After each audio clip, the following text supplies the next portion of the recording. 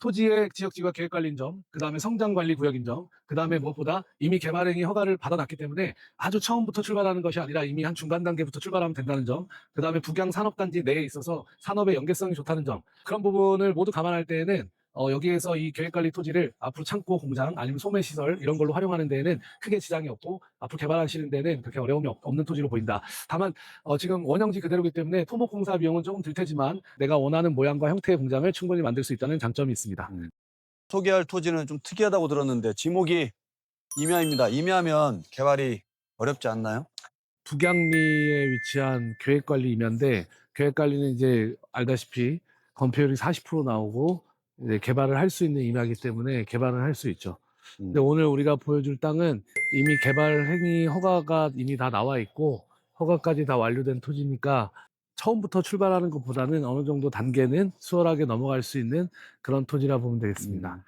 오늘 소개할 토지는 여기 복림사 입구 좌측에 있는 임야인데 임야 개발에 있어서는 여러 가지 좀 고려될 사항이 있지만 이곳은 그래도 북양 산업단지에 같이 있는 그런 토지니까 위치는 그렇게 나쁘다고 보여지진 않습니다.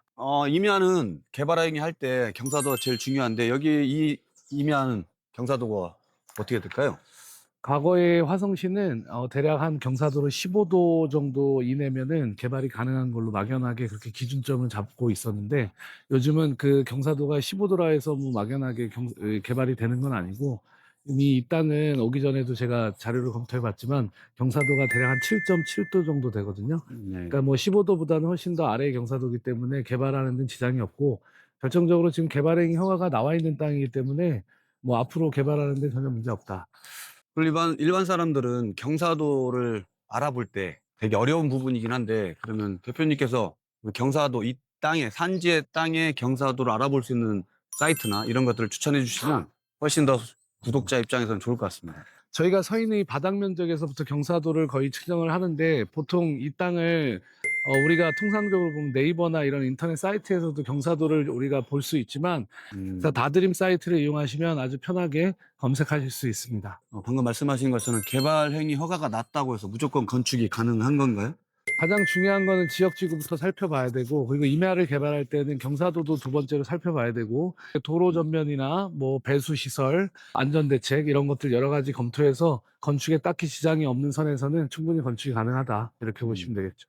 그리고 또 한 가지는 임야는 산지 전용이라는 비용이 발생을 할 텐데 이 그렇죠. 비용을 내야 되는 겁니다. 일단은 산지 전용을 할 때는 비용이 발생하는데 산지 전용 면적 또는 산지 일시 사용 허가 면적 곱하기 그다음에 개발 면적을 곱하면 되는데 보통은 대략 공시지가나 이런 부분에 1000분의 1 정도 적용하는 게 일반적인 원칙입니다. 그래서 오늘 땅은 전체가 사실 669평인데 669평에서 개발하는 면적은 사실 669평이 되지 않고 한 589평 되니까 589평에 대한 산지 전용 비용만 내면 된다. 이렇게 보시면 되겠죠. 그리고 오늘 오다 보니까 여기가 북양산업단지랑 가까이 붙어 있는데 장점이 그러면 많이 있는 토지겠네요. 보통 계획관리로 개발하면 사실 여기 집도 지을 수 있지만 보통은 이렇게 산업단지가 밀집한 곳에서는 보통 공장이나 창고를 짓는데 오늘 이 소개할 그 땅은 개발행위 허가에 허가가 일종 소매점으로 나와 있거든요. 근데 소매점은 우리가 그 허가 대상 이 군에 보면은 7번째예요. 소매군이 일종 소매점이 그 다음에 공장이나 창고가 이종이거든요. 그러니까 다시 말해서 두 번째 상위 레벨이기 때문에 허가를 좀 다시 받아야 되고 그런데 이제 북양산업단지의 인근에 있다는 것은 어쨌든 산업의 연계성이나 이런 부분에 있어서 같이 공장이나 창고를 운영하는 데는 상당히 도움이 된다. 이렇게 생각하시면 될 것 같습니다. 토지에 대해서 장점을 몇 가지만 말씀해 주시면 좋을 것 같습니다. 일단 오늘 저희가 소개해드리는 이 북양리의 계획관리 토지는 첫 번째 토지의 지역지구와 계획관리인 점, 그 다음에 성장관리 구역인 점, 그 다음에 무엇보다 이미 개발행위 허가를 받아놨기 때문에 아주 처음부터 출발하는 것이 아니라 이미 한 중간 단계부터 출발하면 된다는 점, 그 다음에 북양 산업단지 내에 있어서 산업의 연계성이 좋다는 점, 그런 부분을 모두 감안할 때에는 여기에서 이 계획관리 토지를 앞으로 창고, 공장 아니면 소매시설 이런 걸로 활용하는 데에는 크게 지장이 없고 앞으로 개발하시는 데는 그렇게 어려움이 없는 토지로 보인다. 내가 원하는 모양과 형태의 공장을 충분히 만들 수 있다는 장점이 있습니다. 자, 오늘 보다 자세한 내용은 저희가 드론 영상을 통해서 임하기 때문에 저희가 이 지면에서는 산의 이 토지의 모양을 설명드릴 수가 없어요. 저희가 드론 영상을 통해서 그리고 지적도를 통해서 토지의 모양이나 면적을 다시 한번 설명드리도록 하겠습니다.